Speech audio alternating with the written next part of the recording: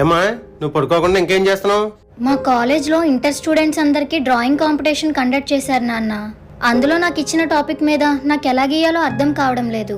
నీకు ఏ టాపిక్ మీద బొమ్మ గీయమన్నారు? సూపర్ హీరో డ్రాయింగ్ గీయమన్నారు. కానీ అతను ఎలా ఉంటారు, అతని గురించి నాకేమీ తెలియదు.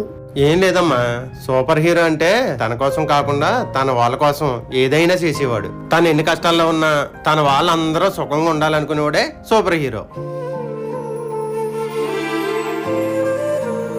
బొమ్మ గీసి అప్పుడే పడుకుండిపోయినట్టుంది.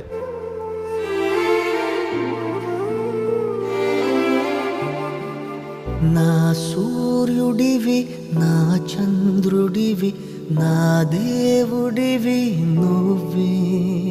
నువ్వే కదా సితార నా కలకి.